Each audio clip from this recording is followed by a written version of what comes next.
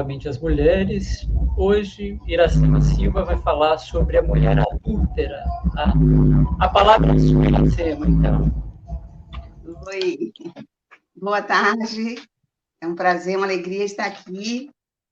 E como foi dito, né, o nosso estudo de hoje é um episódio muito forte. É um episódio de forte conteúdo simbólico e moral que envolve uma mulher infeliz e um homem bom, justo e misericordioso, que promove a restauração e dos encontros mais marcantes que o Evangelho nos relata. Falamos de uma mulher e de um homem muito especial. Um homem muito especial e com características bem marcantes, sendo uma delas a misericórdia. E é exatamente por isso que Kardec trouxe esta passagem em forma de lição para o nosso aperfeiçoamento, no capítulo 10 do Evangelho segundo o Espiritismo, cujo título é Bem-aventurados aqueles que são misericordiosos. Mas vamos contextualizar esse episódio. Vamos ao Evangelho de João, que traz para nós este fato. João, no capítulo 8, de versículos de 3 a 11, ele assim relata. Estava Jesus na praça pregando, quando de repente os fariseus e os escribas lhe trouxeram uma mulher que fora surpreendida em adultério.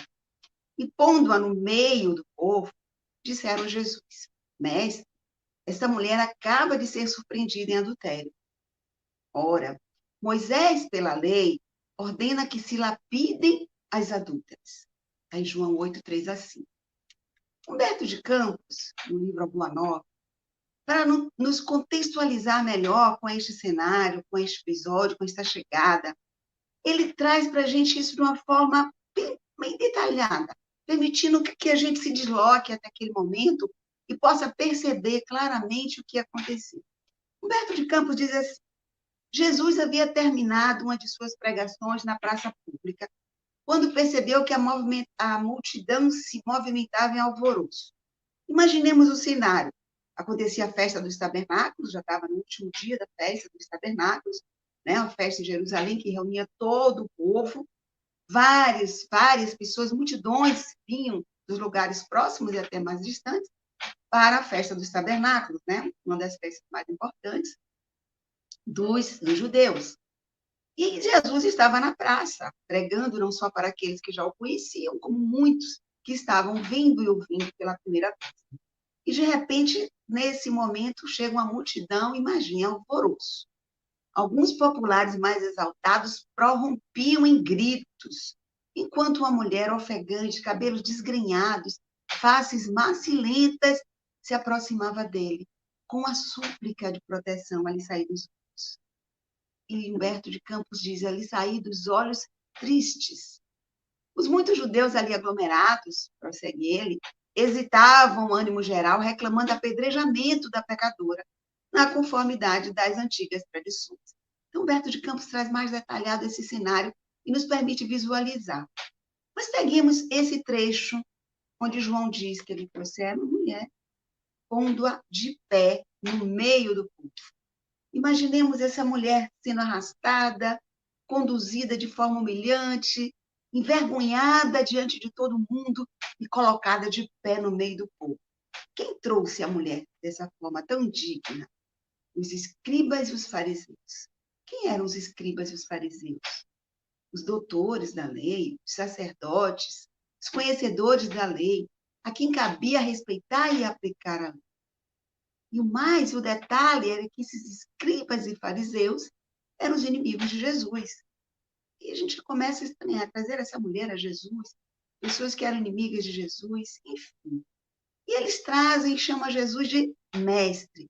Mestre, esta mulher acaba de ser surpreendida em adultério.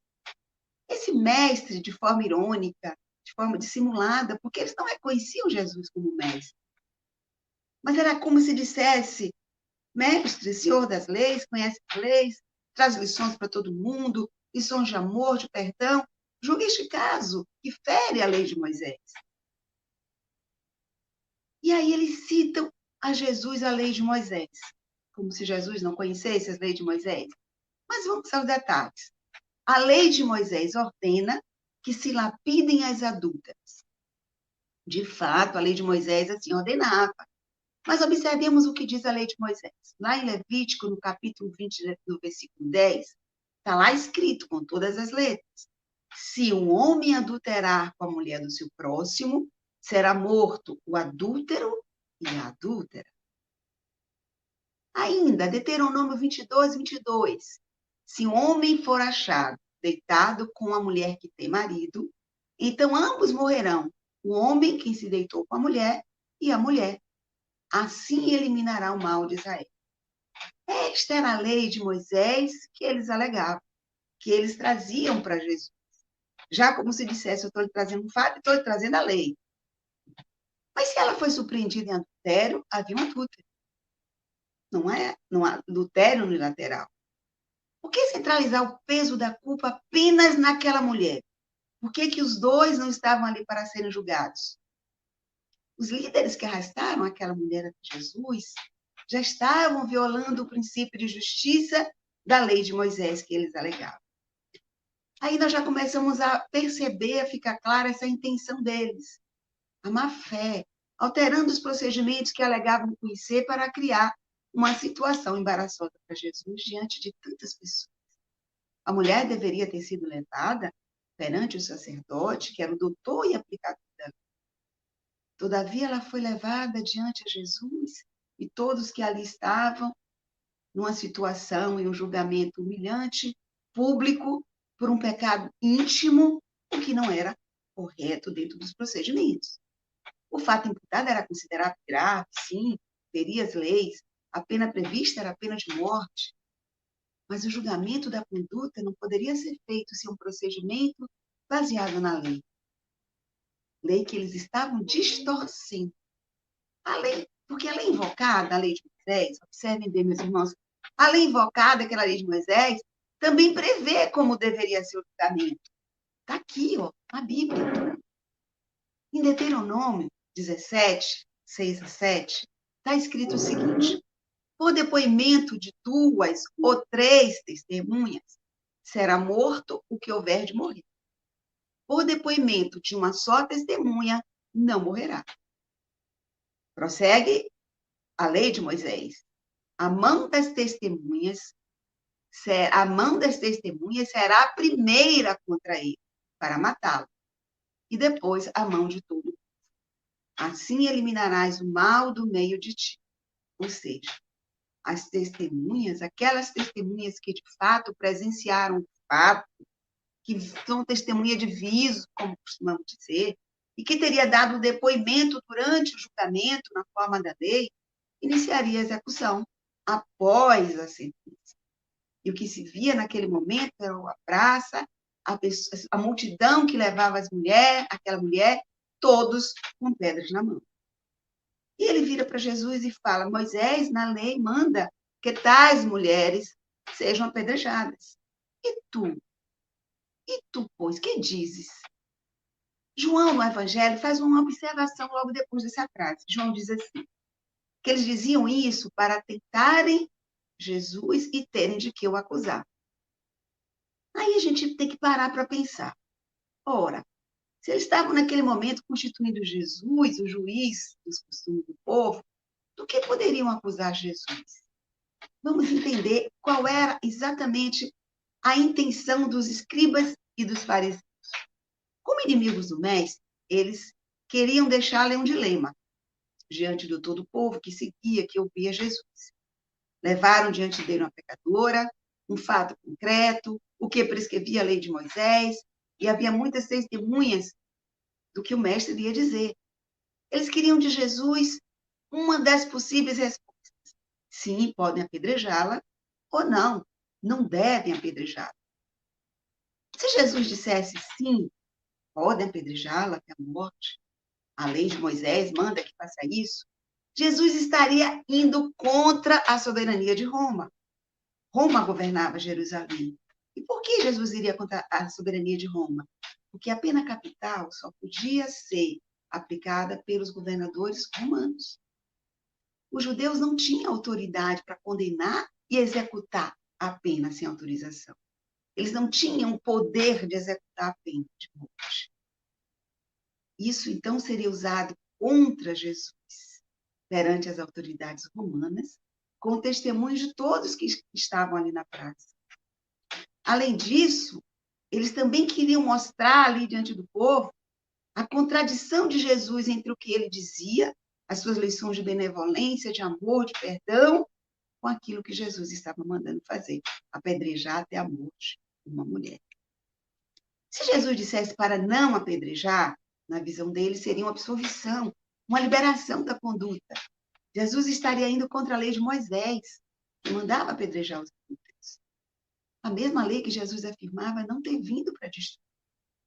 Jesus nunca veio para destruir. Mas se Jesus dissesse que não, ele estava indo contra os costumes locais.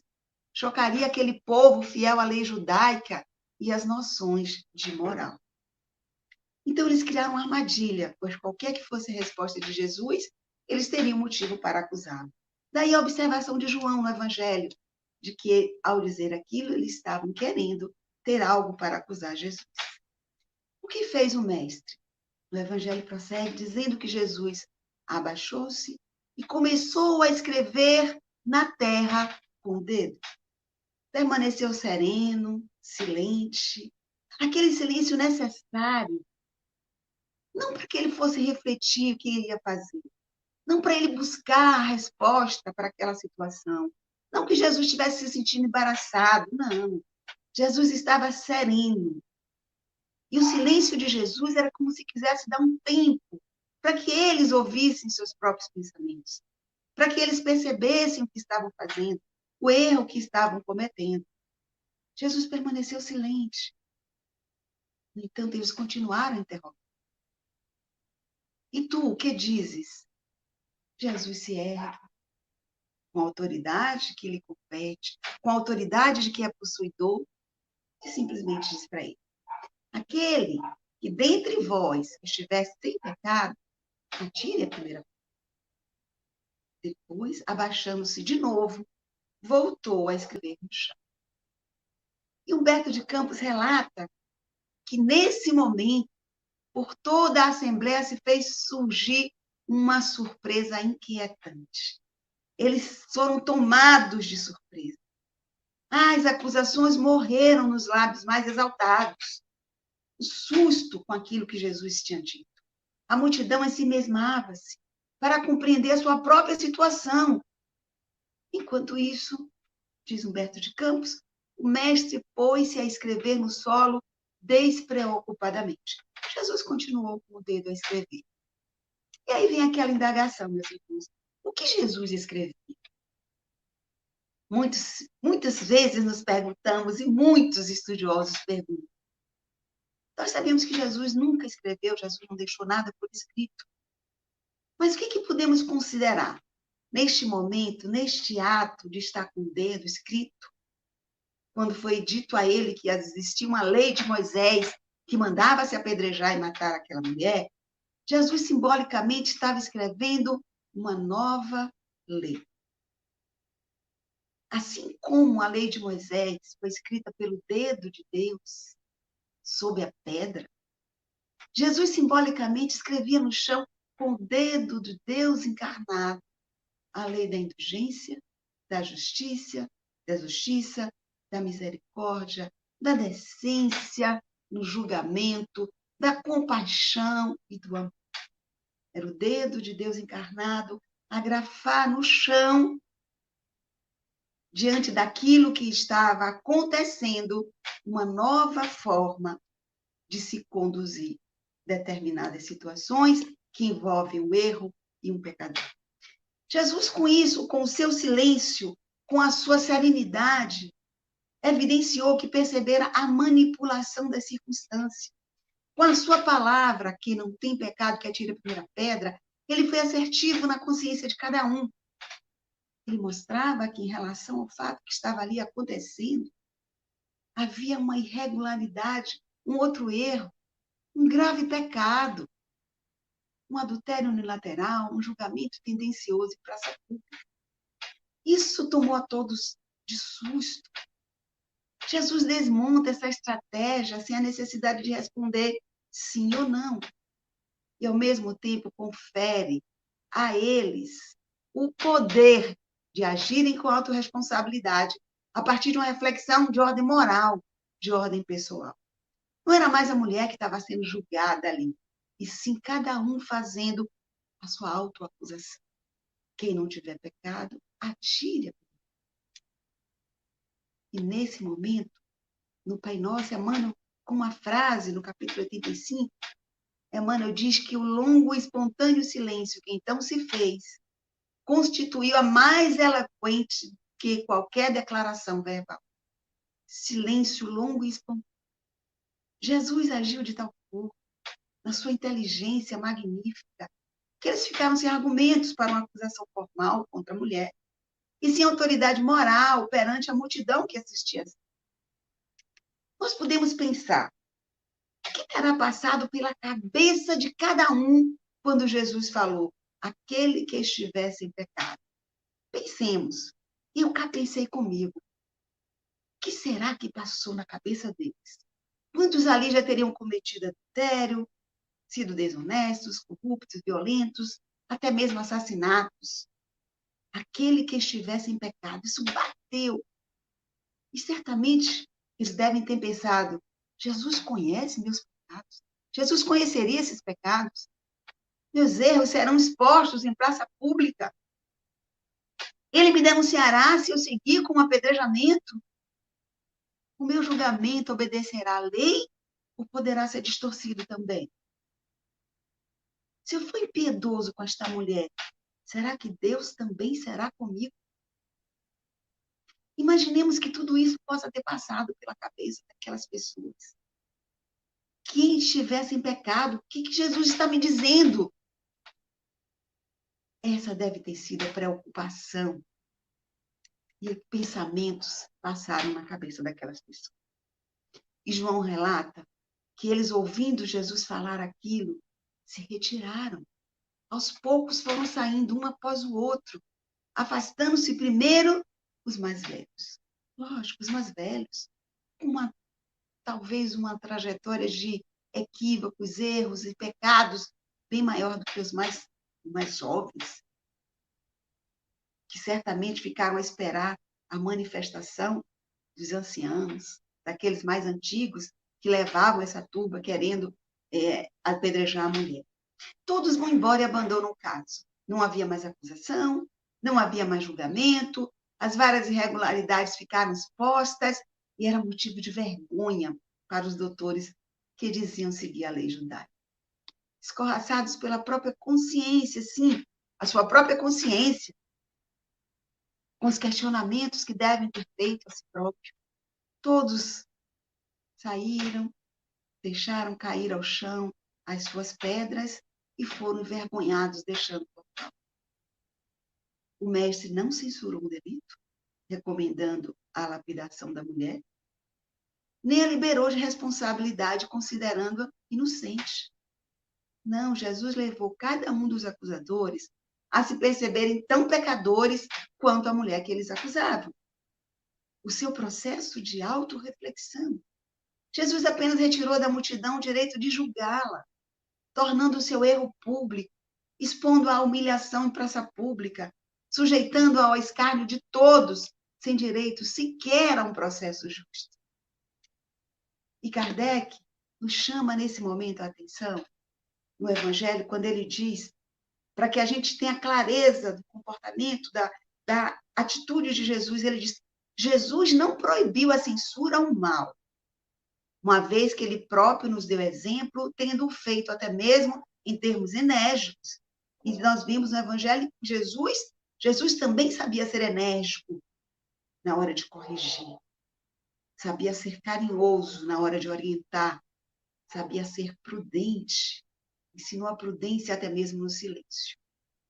Jesus, com seu ato, ele quis significar que a autoridade para censurar está na razão direta da autoridade moral daquele que censura. Foi mais uma lição, uma bela lição de Jesus nesse momento. E aí, meus irmãos, a gente pode parar para fazer a seguinte reflexão, trazendo para nós nesse momento. Quantas vezes censuramos o outro, apontamos seus erros sob o pretexto de uma crítica construtiva, ou compartilhamos algo de alguém sob o argumento de que a pessoa precisa de ajuda, sem avaliarmos o real sentimento que nos move. É isso que nós temos que pensar. Quando apontamos o erro do outro, quando compartilhamos algo de alguém sob o argumento de que eu estou comentando apenas porque a pessoa precisa de ajuda, ou quando tornamos público algo que alguém fez, qual é de fato o sentimento que nos move? Esse sentimento pode ser orgulho, pode ser arrogância, pode ser a ideia de que eu sou melhor do que ele, já que eu não faço isso ou aquilo, ou eu posso fazer melhor do que ele. Será que nós usamos os equívocos, os erros dos outros para nos sentirmos melhores do que eles e não para acolher, orientar e ajudar? Isso foi o primeiro aspecto que Jesus trouxe claro. Aquela mulher estava ali. Quando Jesus disse: quem não tiver pecado, joga a primeira pedra, Jesus trouxe essa reflexão. O que eu sou melhor? Por que eu sou melhor? Qual o real motivo? O que move o meu comportamento de crítica ou de observação ao erro de alguém? E Kardec nos traz no Evangelho a seguinte observação, o seguinte comentário. Ainda explicando que Jesus não foi contra, Jesus não deixou de censurar o mal. A forma de fazer é que faz toda a diferença. Kardec nos diz o seguinte: a censura lançada sobre a conduta de outro pode ter dois motivos: reprimir o mal ou desacreditar a pessoa cujos atos se criticam.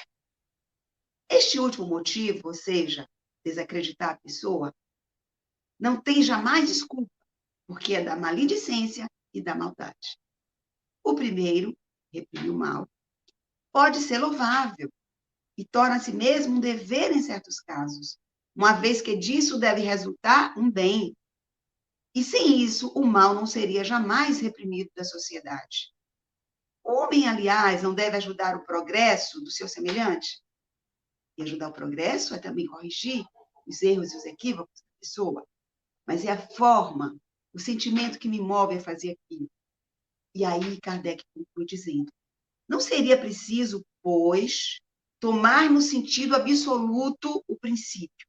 Não julgueis se não quiserdes ser julgados. Não julgueis se não quiserdes ser julgados tem relação direta com a forma, a motivação e a autoridade moral que temos para fazer isso em relação ao outro. A letra é morta, mas o espírito é que vive. É o intérprete que manuseia a lei, que manuseia a letra do que está escrito, é que dá vida e sentido àquilo que está proposto. Então, esse é uma observação importante que nós já tiramos nessa primeira fase, nessa primeira parte, né, daquilo que Jesus que chamar a atenção. E quando se está investido de qualquer poder, em qualquer circunstância, a responsabilidade é ainda maior. E nesse episódio nós vimos, são os escribas e fariseus, os sacerdotes, os doutores da lei. E nós, na nossa vida, no nosso dia a dia, temos que ter esse cuidado. Se temos algum nível de poder em relação ao outro, a nossa responsabilidade é ainda maior. Para observar, para entender, para apontar algum defeito do outro a ser corrigido, não com fofoca, com intriga ou com julgamentos, mas com acolhimento, compreensão, decência e benevolência. Kardec nos diz que a consciência íntima nega respeito e submissão voluntária, porque respeito e submissão é um comportamento que temos naturalmente àqueles a quem reconhecemos uma autoridade moral. Kardec diz que a consciência íntima ela nega respeito e submissão voluntária àquele que é investido de um poder qualquer, viola as leis e os princípios de cuja aplicação lhe cabe em cargo. O que faziam aqueles homens em praça pública? Como exigir respeito e submissão a eles naquele comportamento? Porque aos olhos de Deus, a única autoridade legítima que existe é a que se apoia no exemplo que dá do bem, de fazer as coisas de forma correta. Nesse primeiro momento, nós já vimos que não havia intenção de cumprir a lei, de dar um julgamento justo àquela mulher, mas sim de armar uma cilada com Jesus. Mas o que fez o mestre transformou aquele encontro em oportunidade de promover a autorreflexão. sobre comportamento e julgamento. E transformou aquilo em uma ocasião para ministrar lições de justiça, de decência e de misericórdia. E Mateus nos diz, lá no capítulo 7, no versículo 2, com o critério com que julgardes, sereis julgados. E com a medida com que tiverdes medido, vos medirão também. Jesus deixou claro: colheremos o que plantamos. Os nossos comportamentos, a lei de causa e efeito, não nos deixarão em paz. Passado esse momento de estupefação, da saída voluntária, pela força da consciência daquelas pessoas que, envergonhados, deixaram as pedras, ficou, pois, Jesus a sós com a mulher, colocada no meio da praça. Então, levantando-se, Jesus estava ali, né? Escrevendo na areia, escrevendo no chão.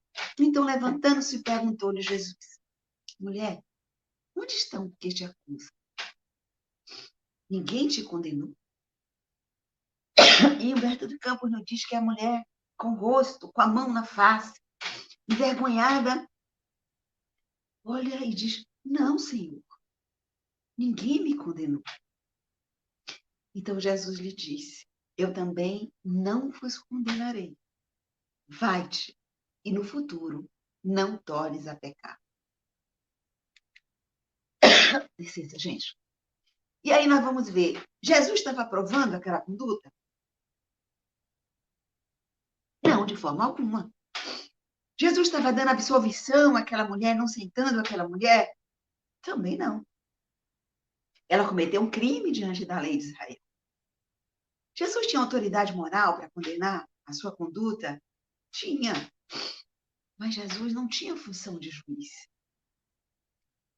De fato, foram levados até ele em um procedimento distorcido para colocá-lo em teste, para fazê-lo juiz de um julgamento irregular. Mas Jesus nunca foi juiz. Jesus nunca agiu como se fosse. Essa não era a sua função, essa não era a sua missão. E ele deixou isso muito claro. Lá em João 12, no versículo 47, tem a seguinte frase de Jesus: eu não vim para julgar o mundo, e sim para salvar. Então, Jesus nunca foi juiz. Jesus nunca teve a função de juiz. Nunca agiu como juiz. Ele não fez qualquer acusação àquela mulher. Não havia mais acusação formal sobre seu comportamento. Não cabia mais nenhuma avaliação sobre ser condenada ou ser absolvida. Aquela mulher com a mão na face, envergonhada na frente de todos, necessitava de acolhimento, de restauração e de salvação. E nisso o mestre foi inigualável. A questão agora era entre ela e Jesus, na esfera espiritual. O grande encontro dessa mulher com Jesus. O mestre do amor, o único isento de erro, de pecado, dentre todos aqueles que estiveram na praça, o único homem santo que ali estava, com um olhar de misericórdia e de respeito à condição humana daquela mulher infeliz, alcança o seu coração, dando-lhe a oportunidade de retificar a sua vida com uma nova conduta. Vai e não peques mais, eu não te condeno. Esse é o encontro que promove a restauração. Se realizava nesse momento o encontro desse olhar de Jesus ao encontrar o olhar daquela mulher que, ao tirar a mão do rosto e não perceber mais nenhum acusador, só o olhar eterno de Jesus, dizendo: eu não te condeno, vai e não peque mais. O olhar de Jesus dizia: eu não te julgo, eu não te condeno, eu te acolho, eu te restauro. Eu vim para os enfermos, eu vim para resgatar os pecadores. Eu sou o bom pastor e não perderei nenhuma das minhas ovelhas. Mas não se mantenha no erro. Não volte ao erro. Não tornes a pecar. Esse é o olhar de Jesus. Ela encontrou no olhar de Jesus o acolhimento e a restauração e o perdão que Jesus não pronunciou com os lábios. Esse olhar acolhedor lhe fez renovar-se. E Humberto de Campos disse que ela lhe corresponde o olhar em lágrimas de agradecimento e de alegria, e retira-se experimentando uma sensação nova no espírito. A generosidade do Messias lhe iluminava o coração, em claridades vivas que lhe banhavam a alma toda.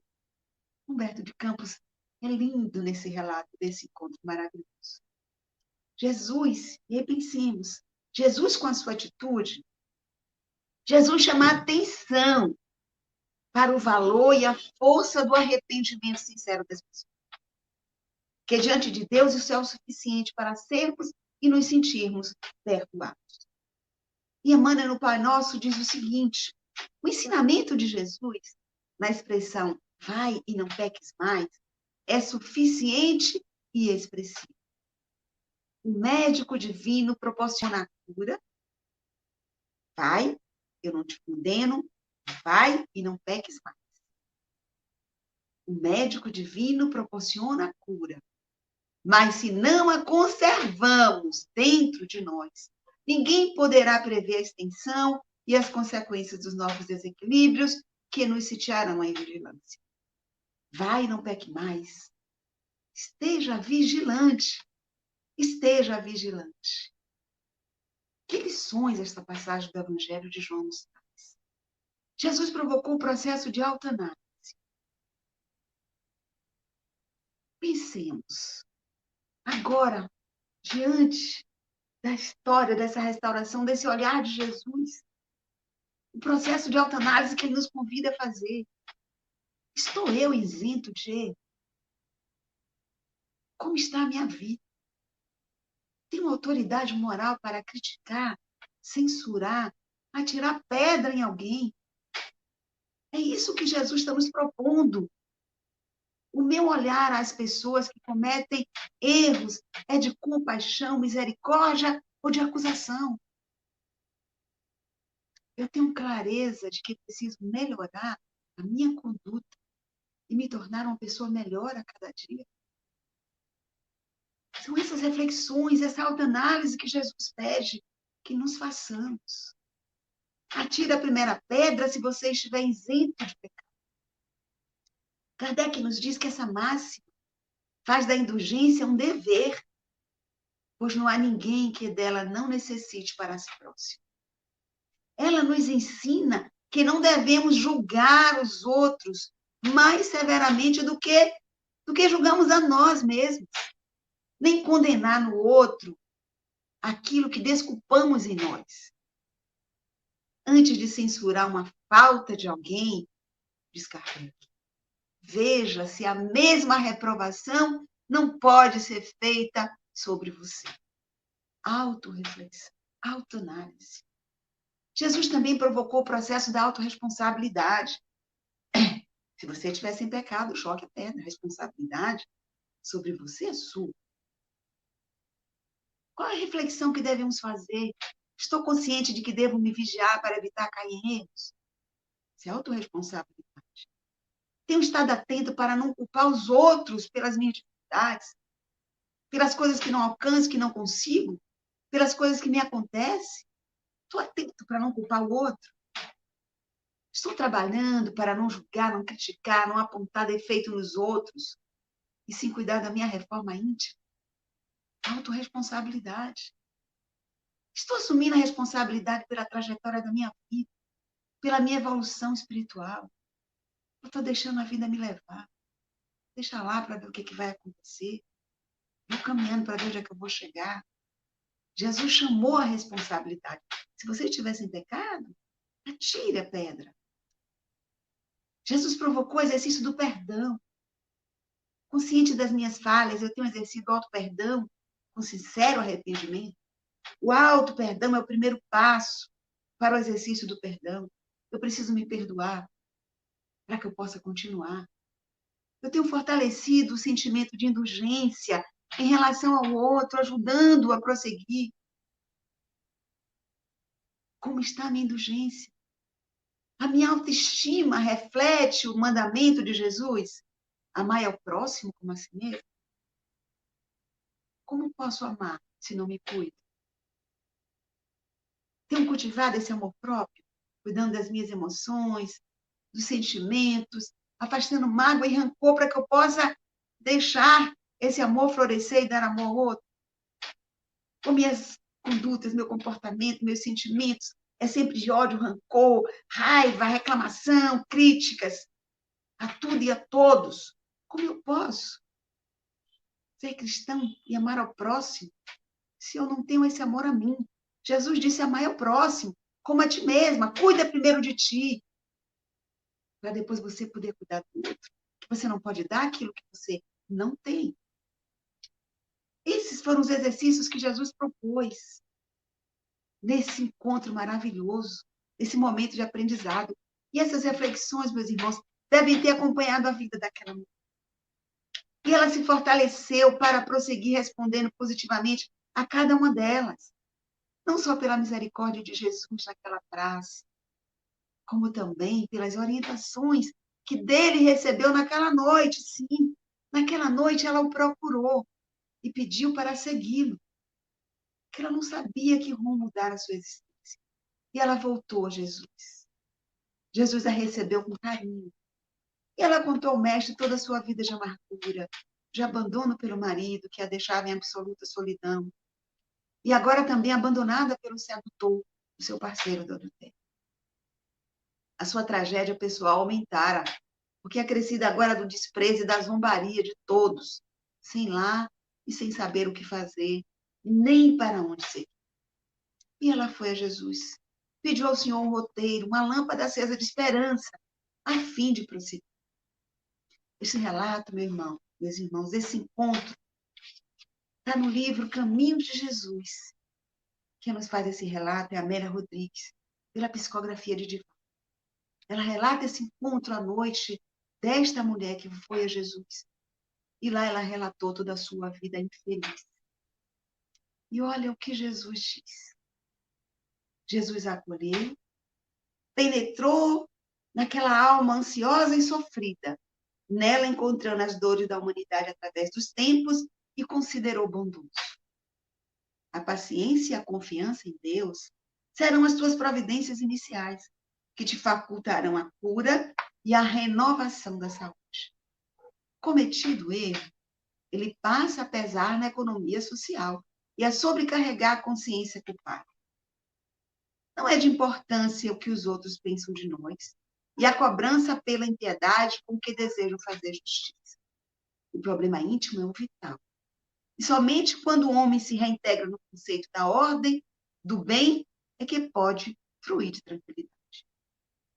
O exemplo decorrente do arrependimento se transforma na defesa do equivocado, que assim repara perante o Pai, ante a si mesmo e a sociedade, o engano perpetrado. Observem que na praça, a única palavra que Jesus dirigiu àquela mulher foi: mulher, ninguém te condenou? Cadê os teus acusadores? Jesus não a criticou, não deu nenhum sermão em relação a ela, e disse a ela: vai e não peques mais. Nesse encontro à noite, Jesus dá os esclarecimentos, traz à consciência dela também a sua responsabilidade. Jesus diz a ela: assim, busca a oportunidade de reparação e adapte à situação atual, aguardando o amanhã com a disposição de quem compreende o prejuízo a si mesmo causado. E aí Jesus observa para que ela tome consciência a sua autorresponsabilidade no fato. Jesus diz: a negligência do esposo ingrato, leviano, não constitui respaldo para que assumisses compromisso infeliz semelhante. Ela e Jesus. Não foi publicamente que Jesus a admoestou.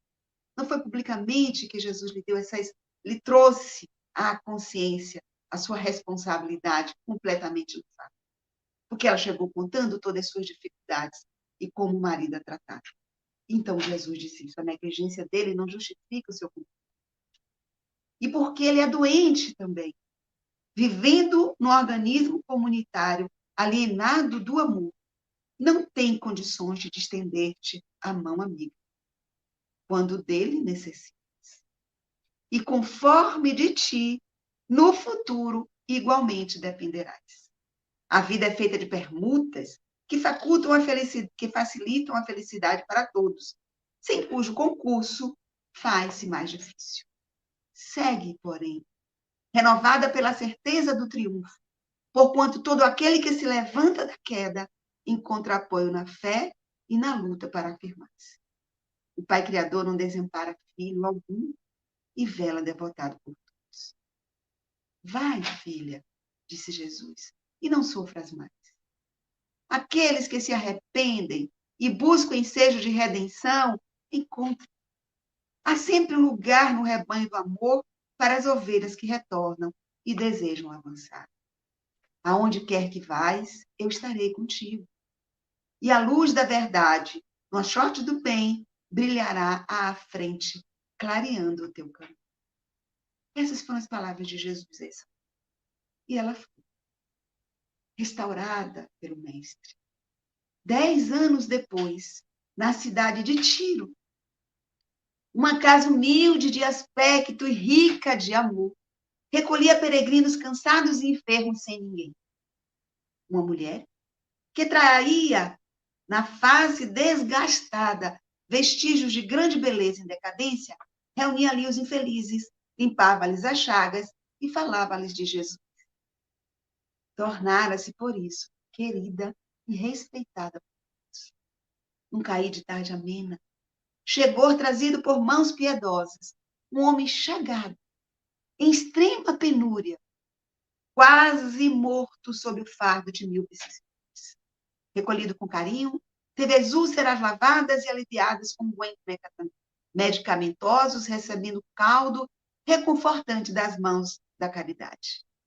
Quando se recobrou um pouco do desalento que o ultimava, ouviu mensagem de encorajamento em nome de Jesus, enunciado com unção e carinho pela desconhecida benfeitora. Emocionado e quase sem vitalidade, indagou interessado. Esse Jesus, a quem vos referis, é o Galileu que foi crucificado em Jerusalém? A mulher disse, sim, é ele mesmo.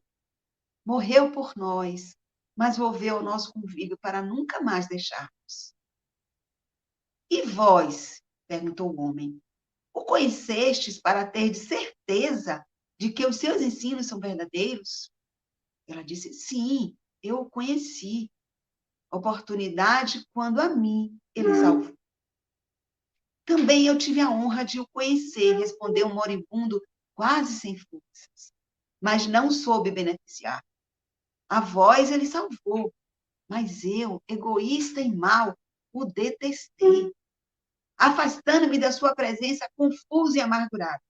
Que vos fez ele para que fugisseis magoado? Disse o homem.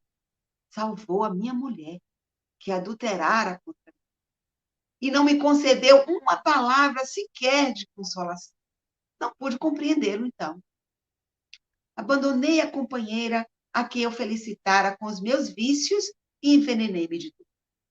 Passados anos, e havendo despertado para a verdade, tenho-a buscado em vão por toda parte, até que a doença me devorou o corpo. E aqui estou. Embargada pela emoção, em desenfreio naquele momento, a mulher recordou-se da praça e do diálogo à noite com o mestre, um decênio antes.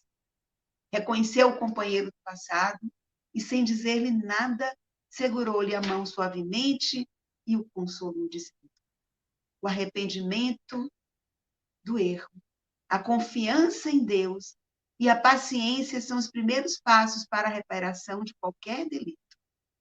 Deus é amor. E Jesus, por isso mesmo, nunca está longe daqueles que o querem e buscam. Agora durma em paz, enquanto eu velo, porquanto nós ambos já o encontramos. Isso Amélia nos relata no livro, tá? Pelos caminhos de Jesus. Esse lindo encontro de Jesus e esta mulher. Um encontro de restauração, de refazimento, de salvação e de união entre as pessoas. Ensinou-nos muito esse episódio da mulher adulta. Não o fato do adultério da mulher, mas tudo o que ensejou a sua chegada, seu encontro com Jesus, o diálogo e todas as pessoas envolvidas neste episódio. Lições maravilhosas Jesus deixou nesse encontro com esta mulher.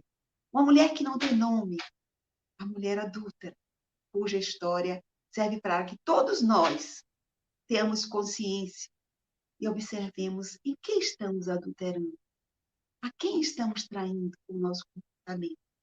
Não traímos só as pessoas, traímos princípios, traímos lições, traímos noções, traímos às vezes a nós mesmos. Por isso Jesus nos convida à autorreflexão, ao perdão e à autoanálise. Que o Senhor nos abençoe, que essa lição de hoje possa efetivamente ser um divisor nas nossas vidas, a partir dessa reflexão maravilhosa, que a mim tocou muito, me disse muita coisa maravilhosa. Que Jesus esteja conosco, hoje e sempre, fazendo a nossa restauração constantemente. Gratidão, Senhor. Obrigado, Iracema, por essas reflexões, rememorando essa história maravilhosa da mulher adúltera, né, nos caminhos de Jesus, né? E você complementou ainda com as falas aí de Amélia Rodrigues, dessa obra maravilhosa, né? Muito boas as reflexões. Eu estava acompanhando aqui também pelo YouTube, né, as observações dos companheiros que estão assistindo, né? Alguns até emocionados com as suas reflexões, Iracema. Todos nós, evidentemente, não é? Queremos, então, em nome do Instituto Kardecista da Bahia, agradecer as suas palavras muito inspiradas, né, na tarde de hoje, não apenas no Instituto Kardecista também, os que estão acompanhando, evidentemente, mas todos que acompanham pela rede social. Mas, em nome do Instituto Kardecista, a nossa gratidão, as suas palavras, as suas reflexões acerca dessa mulher que era uma desconhecida, não é? Naquele momento, evidentemente. Então, Iracema e os demais companheiros, vamos encerrar com uma prece, vamos botar uma música de fundo, uma música suave, tá? Agradecendo ao nosso Pai Maior, Deus, que nos deu essa permissão de estarmos na tarde de hoje, fazendo essas reflexões, acompanhando essas reflexões acerca da mulher adúltera, acerca dessas mulheres que passaram na vida de Jesus e que foram mulheres muito fortes e que marcaram o Evangelho de Jesus e que marcaram aquela época bastante primitiva, aquela época ainda de extremo machismo, extremo sexismo também. Então, vamos agradecer ao nosso Pai Maior a oportunidade de participarmos dessas reflexões, né? De meditarmos a respeito desse tema, a respeito da vida de Jesus, da vida dessas mulheres, da vida daqueles que cercavam essa história do cristianismo primitivo. Obrigado aos companheiros espirituais que nos assistiram e que inspiraram a nossa companheira Iracema nas palavras na tarde de hoje. Queremos aproveitar o momento de reflexão e de prece e pedir por todas aquelas mulheres, todos aqueles espíritos que por ora envergam a veste feminina e muitas vezes fragilizadas, muitas vezes ignoradas pelo próprio espírito humano. Queremos pedir por essas companheiras, muitas vezes sofridas, algumas delas sofridas, outras conseguem superar, né, o machismo, o sexismo, e uma série de erros, né, e distúrbios na nossa própria sociedade. Aproveitamos e pedimos por todos aqueles que estão passando por essa pandemia, aqueles que tiveram filhos, filhas, e que desencarnaram através dessa doença e que possam ser assistidos pela espiritualidade superior, renovando as suas energias, retornando ao mundo das verdades em equilíbrio e em paz. Encerramos esse nosso encontro dizendo: Ave Maria, cheia de graças, o Senhor é convosco. Bendita sois vós entre as mulheres, bendito é o fruto do vosso ventre, Jesus. Santa Maria, Mãe de Jesus, rogai por nós, pecadores, agora e na hora da nossa morte, do nosso desencarne. E que assim seja. Obrigado a todos e a todas. E assim encerramos as nossas transmissões da tarde de hoje, as nossas reflexões doutrinárias. Tenham todos uma boa tarde e até a próxima.